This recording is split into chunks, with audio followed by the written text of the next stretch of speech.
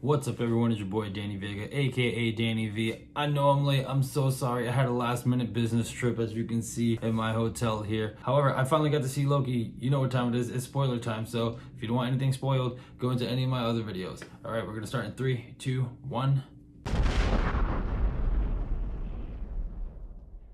So the Loki finale, Jonathan Majors, his acting is phenomenal because the entire thing was a conversation. It was just dialogue behind a desk, and it's really hard for some people to sit through dialogue. I mean, I am a big fan of Quentin Tarantino, and he has a bunch of dialogue in his movies, but even sometimes I'm like, damn, dude. But Jonathan Majors, his acting is superb. Even though I love Tom Hiddleston's acting, I mean, I think Jonathan Majors, he just shined like crazy in this episode. Disney does what they usually do, like I was saying before. They combine characters. So in my last video, I said that there were rumors that it was He Who Remains. And now He Who Remains is different. They combine He Who Remains with Kang the Conqueror. Even though this is not Kang Prime, this variant of Kang is incredible, just very manipulative. And he had everything into play. But what I loved the most was his story of why. And I'm glad that we finally got our why, but I felt that should have happened sooner. Like, I felt like a bunch of the filler that was in Loki before, we could have got to this point sooner. That was like highly unnecessary. That it didn't give me the resolution of like a first season, if that makes sense. The only thing that I would say that I loved was that now we see the multiverse branch into existence. Now they're branching and they're all connecting. And he warned Sylvie and Loki that if he dies, that he will come back into the throne, back onto the TVA. And however, it doesn't look like that happened. It looked like as soon as the multiverse branched, that one of him, whether it is Kang Prime or not, is one of the variants, end up taking over. Instead of the timekeepers ruling over the TVA, you see the statue of it's an individual He Who Remains or Kang the Conqueror. And that's cool. So we don't know if that is actually Kang Prime or a different variant. And I'm excited to see that. And I'm excited to see the multiverse, and we'll see if this is what I said a long time ago in WandaVision, if Loki is the reason why this whole multiverse of madness happens.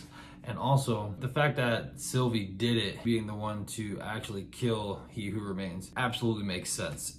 She's hell-bent on revenge, and you would think she would learn by now, but she didn't.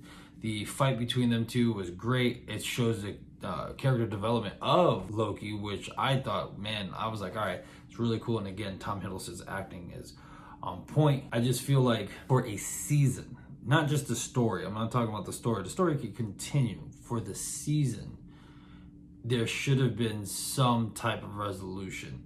And I don't mean just Sylvie getting her revenge.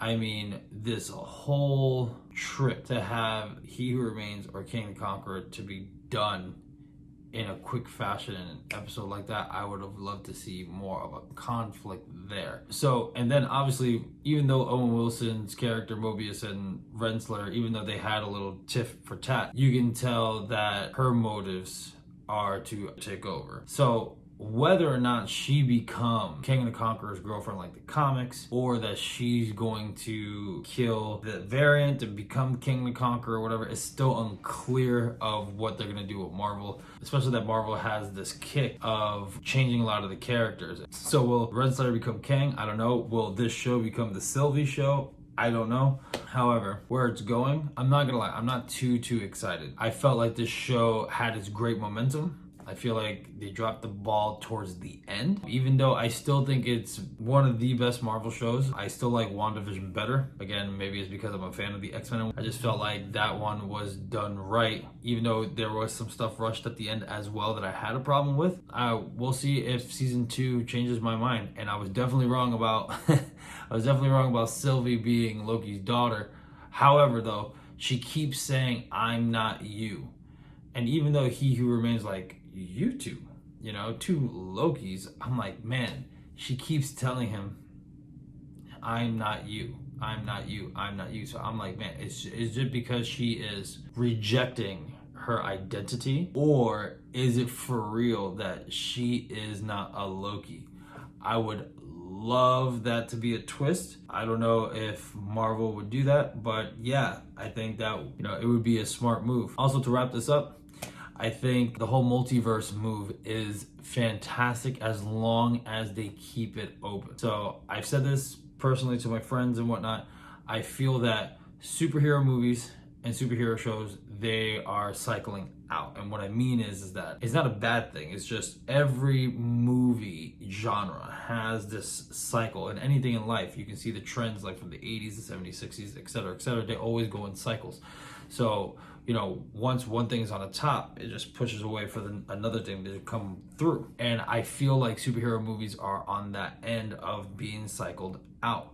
And the best thing that Disney and Marvel has done is leave the multiverse open, because now what you can do is individual solo movies that don't need to connect, trilogies that don't need to connect. You can have like a Hulk versus Thor or a Hulk versus Wolverine, which was one of my favorite anime movies. Now you can do like these individual movies and still it be a success without having to build this cinematic universe of over 10 years, etc., because it kind of gets old that it's just like, all right, one big long story, when you can do short story, while other genres are going to shine. I really do feel like drama movies may come back, like gangster movies.